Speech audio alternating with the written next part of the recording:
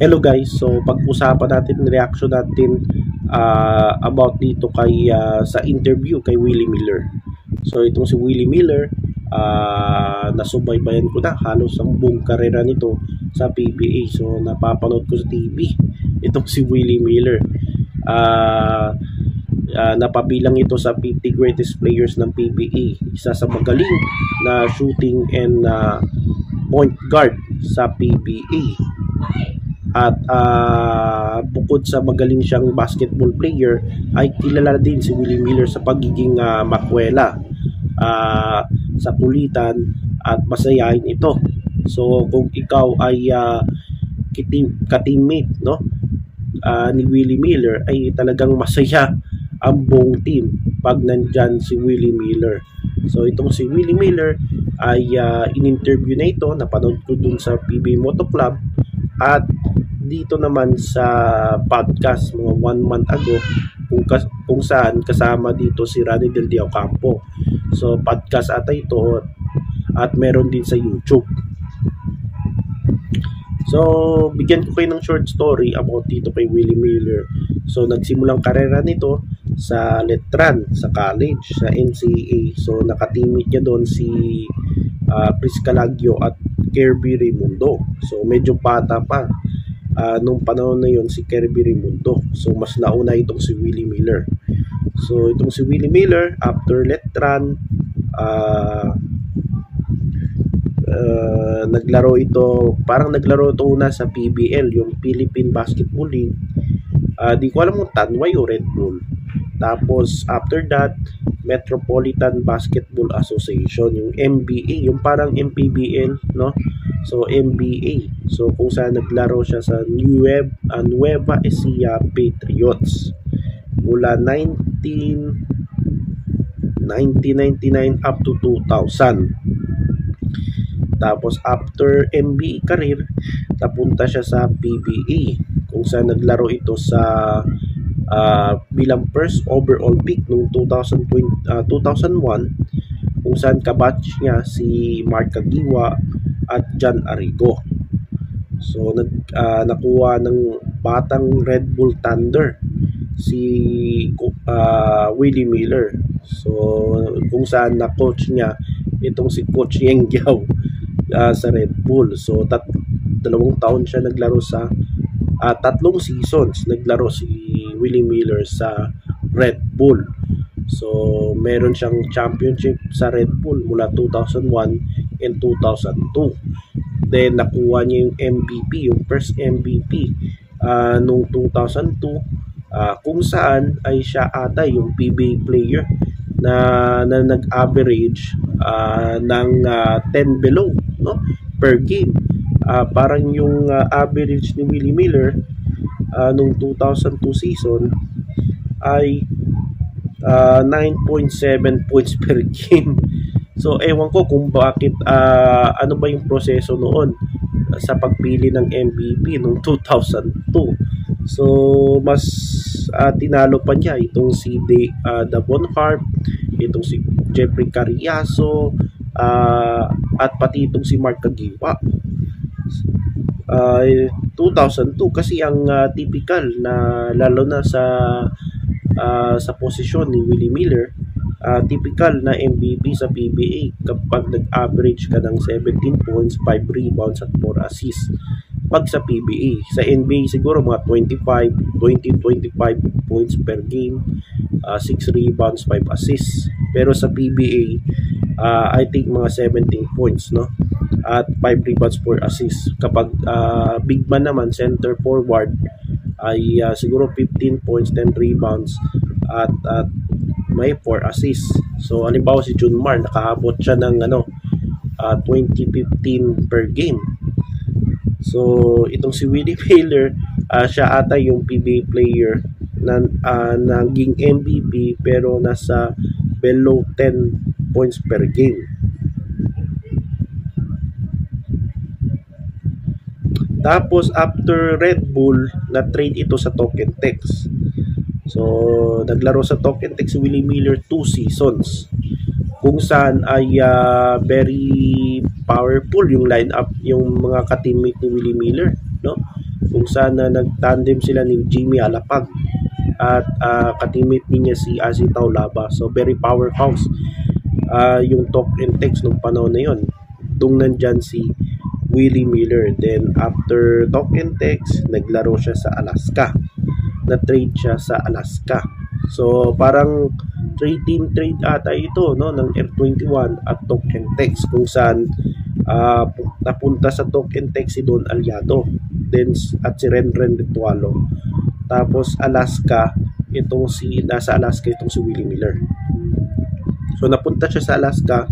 So may 4 o kalahating taon naglaro si Willie Miller dyan sa Alaska. So doon sa Alaska days niya ay nag-champion siya noong kailan ba yun? 2007 Fiesta Conference. Then nakuha din niya yung MVP at Finals MVP. So nag-Finals MVP na pala itong si Willie Miller noong 2002 sa Red Bull. Tapos ngayon 2007 Fiesta Conference. Then sa Alaska days niya, 2 beses siya naging best player of the conference. So yan yung career ni Willie Miller sa Alaska. Then after Alaska, na-trade ito sa Barangay Nebra kapalit ni Cyrus Baguio. So dito sa Barangay Nebra, kahit sinabi ni Willie Miller na dream team niya ito, kahit sino nga PBA player, no, halos lahat siguro gustong maglaro sa Ginebra kasi may fan base sila. So medyo yan yung dream ng mga ibang PBA player, ang Ginebra. Pero itong si Willie Miller, hindi masyado maganda yung career niya sa Barangay Nebra. Tama naman siya. Kasi dito nagsimula na talaga yung decline ng kanyang average sa PBA, no? Sa PBA career niya dito sa Barangay Nebra. So sa Barangay Nebra days niya,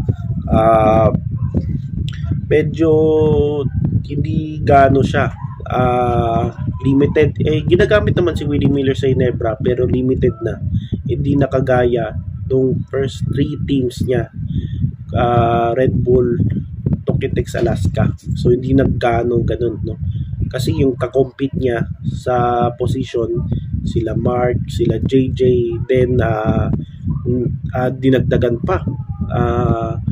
Nagpa-drop sila ng John Wilson, Jimbo Aquino, mga magagaling din ito sa NCAA. Jimbo Aquino, John Wilson at Rob Labagala. At meron pang isa, nakuha din nila si Mike Cortez. Sino pa ba yung mga daming guard dyan noon sa Barangay Nebra. Kaya si Willie Miller na-limit yung minute per game niya na di tulad nung days yung previous teams niya. Pero dito sa Barangay Nebra na-limit yung kanyang average. So yung average niya nung 2010, 2011, 10.9 points per game na. So after Barangay Nebra ay na-trade ito ng Barako Bull. Then after that, palipat-lipat na siya ng mga teams. 2013 Global Port, 2013, 2014 Barako Bull, at 2014, 2015 Tokitex. So ang tanong dito, hindi ba ang tawag dito, hindi ba nagtampo si Willie Miller after ilang beses siya, no, na trade, no, sa mga pinagdaanan niyang teams. So halimbawa dito Red Bull, Tokitex, Alaska, hindi ba nagtampo si Willie Miller doon sa team management? So I think, no, so sinabi niya, nalungkot siya, naiyak siya, pero ang tanong dito di pa siya nagtampo. So ano ba yung dahilan kung bakit walang tumatagal dating dito kay Willie Miller? Kasi yung typical na player katulad ni James Yap, halimbawa si James Yap, mas kilala si James Yap sa Pure Foods. So alam naman natin yan. Tapos after Pure Foods, lumipat na siya sa ROS at sa Blackwater. So tapos si Arwin Santos, I know nag-start yung career niya sa R21, pero mas kilala siya sa San Miguel Beermen. Pero itong si Willie Miller, halos hindi siya nagtagal sa mga teams, no. So mas pinakamatagal niyang Alaska, mga mahigit 4 na kalahating taon. So typical mo dapat 5 o 6 na taon, no. Dapat yung katulad ni Arvin Santos, nila James Yap na naging MVP din. So mas kilala sila, mas kilala si Arvin sa San Miguel, itong si James Yap naman Pure Foods, Magnolia. Pero si Willie Miller halos wala talagang no, team na talagang mas kilala ng mga lalo na yung mga henerasyon. So mas kilala talaga si Willie Miller, pare-parehas lang, Red Bull, Alaska, Tukentex, kasi dyan talaga nag-booming karera niya. Nag-decline lang talaga siya dito sa Barangay Nebra. Nag-start talaga yan sa Barangay Nebra. So meron din siyang mga napanood ko din sa PB Moto Club ay about dito sa gusto at hindi niya gusto na coach. So ang gusto niyang coach, alam naman natin yung si Coach Yeng at si Coach Tim Cone. So no judge dito sa dalawang itong coach. Pero yung pinakaayaw niya na coach ni Willie Miller, medyo magagaling din itong mga coach na ito. Halimbawa itong si Jong Chico, magaling din ito na coach. Ilang beses na ito nag-champion sa PBA. So magaling din naman na coach yan. Kaso siguro hindi siguro napansin yung laro ni Willie Miller at hindi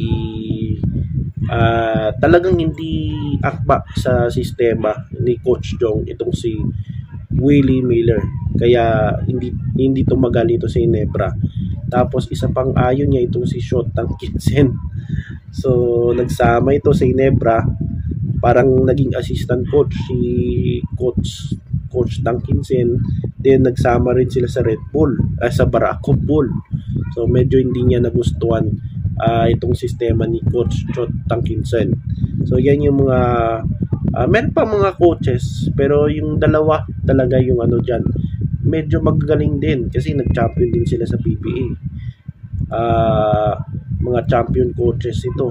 So siguro hindi nagustuhan ni Willie Miller kasi hindi siya akba sa sistema, lalo na kay Coach Jong Chico.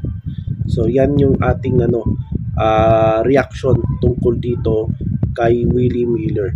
So si Willie Miller, 2-time MVP, tapos 9-time All-Star, 3-time PB Mythical First Team, at 2-time PB Mythical Second Team. So 2 beses naging Best Player of the Conference. Tapos napasama din siya sa All Defensive Team 2003 at 50 Greatest Players ng PBA. So yan yung ating reaction tungkol dito kay Willie the Thriller Miller.